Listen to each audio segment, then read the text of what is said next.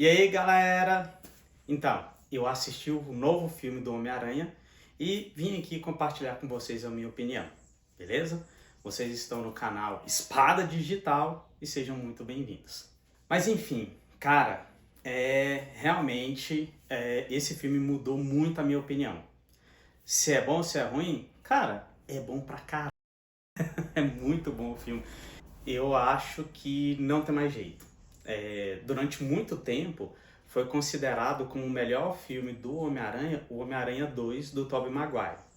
Aí depois veio aquele filme dos crossovers, né? Que teve os três Homem-Aranhas, que foi o top do top, mas vale dizer, cara, esse novo filme do Homem-Aranha, ele conseguiu superar. Então ele é, pra mim agora ele tá sendo o top um filme do Homem-Aranha de todos os tempos.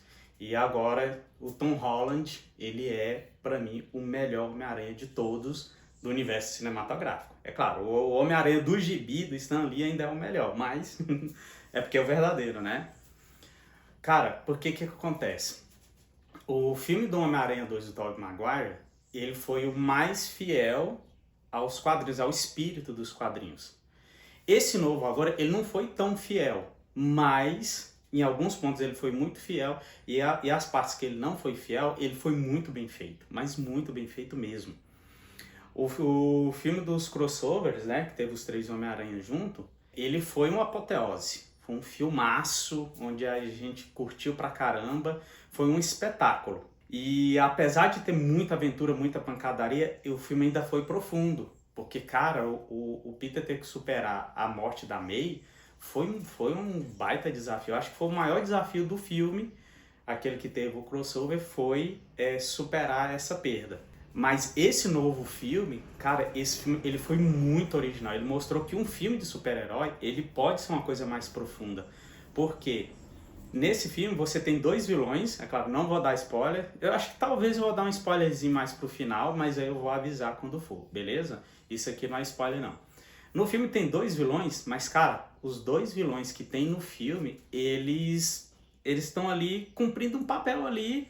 Eles nem de longe é o maior desafio que o Peter enfrenta, mas nem de longe. A pancadaria mesmo, o grosso da pancadaria não envolve vilões e o grande desafio também não envolve vilões. É uma história mais voltada ali para situações e para sentimentos. O maior desafio do Peter foi a própria cabeça dele. Porque imagina um cara que perdeu o tio, porque esse Homem-Aranha perdeu dois, né? Perdeu o tio, só que a gente não viu isso sendo mostrado, mas ele tinha perdido o tio dele, né? O tio Ben. E depois ele perdeu a tia dele. E aí depois ele perdeu namorada, amigo, perdeu tudo. Ele tá completamente sozinho. Cara, isso é uma barra que, cara, eu e você, eu não sei se a gente daria conta, não. Então, o Homem-Aranha, cara, ele precisou superar isso aí. Tanto que esse filme, ele é quase uma terapia, entendeu? Eu acho que por causa disso, esse acabou sendo o melhor filme do Homem-Aranha. Talvez não a melhor adaptação, porque não foi tão fiel aos quadrinhos, mas foi muito bom, foi muito profundo, a história é muito boa, muito cativante, você fica preso na tela. Outra coisa interessante do filme é, assim, eu e a maioria das pessoas não curtiu muito a Zendaya. Não é que eu sou contra, eu só não curti muito, porque quem é fã do Homem-Aranha gosta do... Aliás, quem é fã de super-herói como um todo, né? Gosta da maior fidelidade ao material fonte possível. Então a gente queria ver a Gwen Stacy, ou a Mary Jane, né? Ou a Gata Negra, mas não. Aí eles entregaram pra gente a Mary Jones. É Mary Jones, né? A Michelle Jones. É Michelle Jones. Que eles entregaram essa personagem pra gente que não tem nos quadrinhos. Mas, ao longo desses filmes, acho que ela foi conquistando o espaço dela. E a participação dela nesse filme, pra mim, foi a melhor participação dela de todas. E uma coisa também interessante com relação a essas mudanças que o filme fez é que esse Homem-Aranha, ele não está se propondo a ser o Homem-Aranha do gibi. É mais um Homem-Aranha, porque o Homem-Aranha em si ele já está estabelecido esse negócio de universo, né?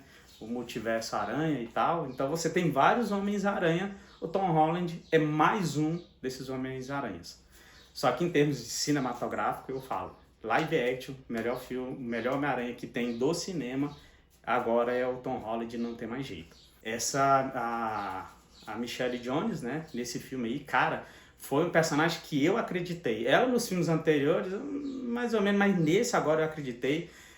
O Peter e ela tiveram uma conversa muito séria e foi uma conversa que realmente, se você faz, cara, na vida real, a conversa ia tomar esse rumo. E a Marvel teve coragem. Então, assim, eu fico muito feliz de ver que a Marvel, ela tá voltando para os eixos, né? O filme, ele tem pouquíssima piada, né? E a maior parte das piadas você entende que ela é mais o Peter, assim como nos outros filmes e também nos quadrinhos, é mais como um mecanismo de defesa psicológica do cara, velho. Olha que bacana isso daí. Filme muito bom. E você teve vários crossovers no filme. Cara, finalmente o Hulk que a gente gosta reapareceu. Nossa, o Hulk foi muito interessante. Eles trouxeram até uma coisa que eu achei que não vai ser spoiler não. Mas eles trouxeram um detalhezinho pequenininho que eu achei assim, cara, o creme de la creme. Que foi o seguinte, no filme do Hulk do Eric Bana, você percebe que quanto mais raiva ele tem, maior ele fica. Esse Hulk do Mark Ruffalo até então não tinha isso. Nesse filme, tem uma hora que o Peter olha assim pra ele e fala, peraí, né? Não sabia que você podia ficar maior do que já era. E aí o bicho apareceu, gradaço, monstro. Eu falei, é isso aí, bicho. Né? Mas muito bom.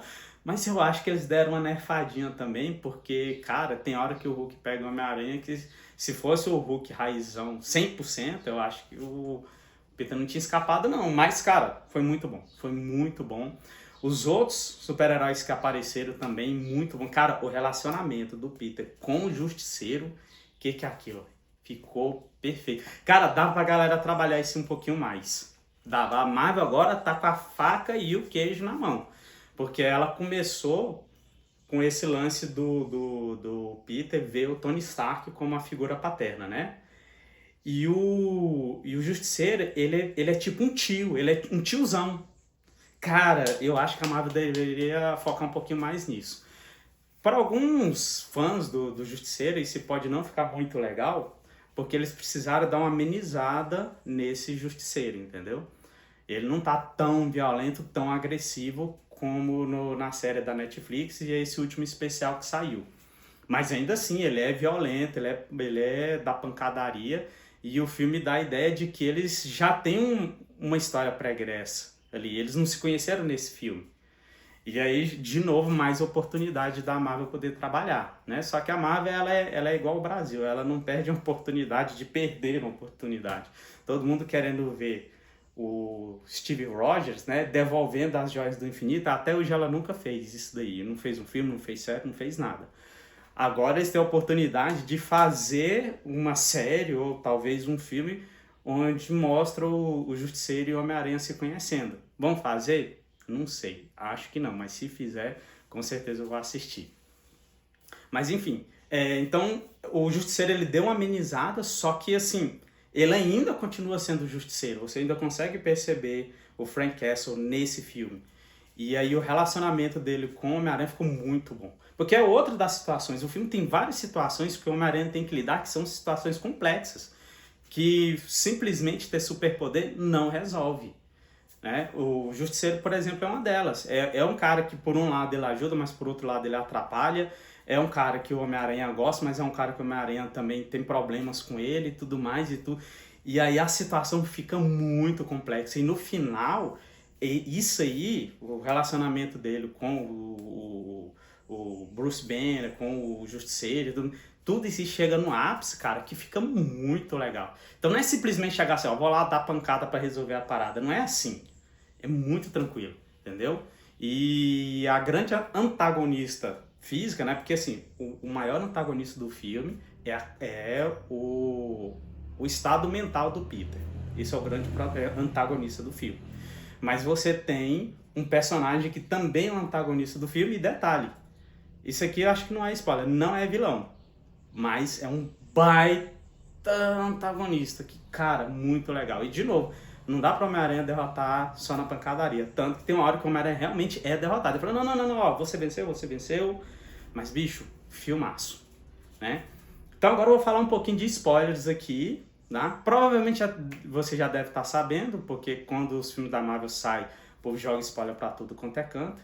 Então eu vou só comentar um ponto que eu achei interessantíssimo. Falando desse vilão, que no caso é uma vilã, é a Jean Grey, dos X-Men. Então, o modo como a Marvel começou a introduzir os X-Men, os mutantes na Marvel, nesse filme ficou muito bom. Ele já tinha acrescentado antes, igual naquela série da menina lá, da Miss Marvel, tudo mais, mas eu achei mais ou menos. Agora aqui, não, agora aqui ficou legal.